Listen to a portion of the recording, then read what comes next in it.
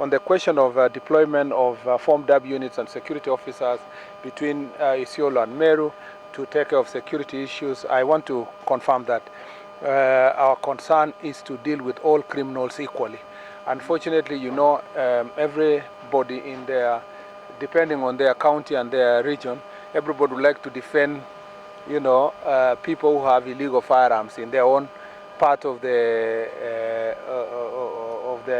county for as long as it is their people. But if it is another part, they would like to see that those guns are confiscated. I want to say that this is not a problem only confined here. It's all over. In the entire of Kerio Valley region, every time we do operations, leaders are unhappy if it is people from their community having illegal guns whom we are targeting, but they are happy if it is targeting another community.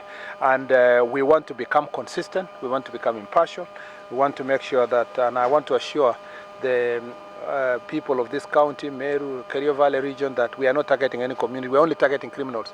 And by the way, I will be making this statement later, once properly advised by the IG, but in reality, the people of Meru should know that there are criminals in Meru who are colluding with the criminals in Samburu, that those called raiders are not blindly coming to Meru. They have their own collaborators inside Meru itself. So even as you defend people who are supposedly from your own county, just know that you are also living with the enemy. That's why they come precisely to a particular place. They know how to follow routes where the police officers are not there, or the NPR. They even report as to where the NPR are, include the strength of those NPR, because these are collaborators. So I don't want any leader to defend criminals if they are in their own county, because they are the ones that, you know, contribute to this problem. This is the case. In Kerio Valley, for example, there is a very close working relationship between Marakwet bandits and Pokot bandits. Very close working relationship. They talk to each other, they report each other. When each is raiding the other side, the others, and they share the loot.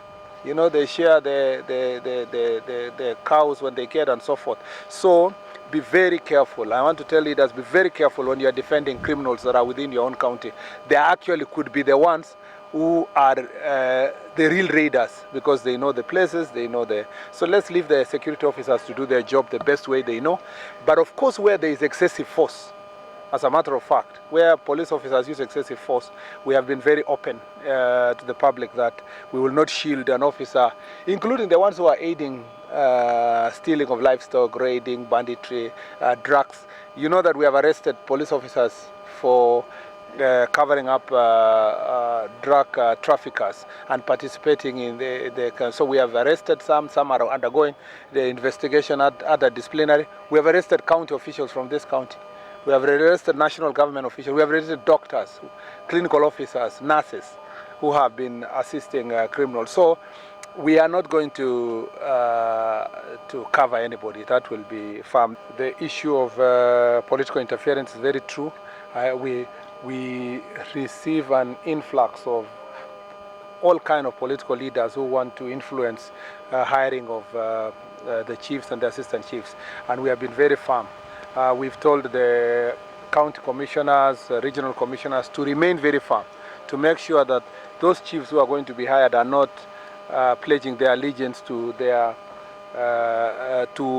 political leaders, because then that they will lose meaning. Because one of the reasons why in some countries the public service is not stable is when it is wavering based on who is in political office at any given time. So we'll remain very firm, even when the next hiring is done. It must be done transparently, involving public participation. I have been receiving in some instances of other counties petitions from the community, for example, saying that the person who has been hired does not have the integrity to govern or to be a chief or an assistant chief, and as such we have always returned some of these issues for further investigation. Remember also, we benefit from also intelligence reports about what has happened and what's going on. So we are not blind. By the time the letter is being issued by public service, we will have done our homework all the way to the city, and we'll try our best to make sure that as much as possible political interference is not part and parcel of our considerations, and especially when we are appointing. There will be cases where perhaps we will make mistakes. The political interference will succeed, but we don't want it to be the norm. And in those cases, even when they succeed, we want to find ways of correcting it. We, as I've already said, we are asking for about 2.5 billion shillings to operationalize all the gazetted administrative units in the country.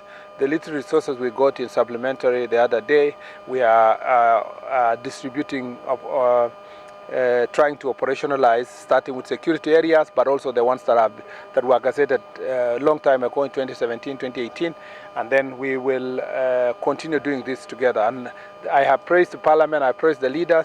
Everybody knows what we are supposed to do, but I know two sub-counties here which are extremely important for security are due for operationalization, and soon I will be coming back here with the leadership of this area to unveil the new sub-counties.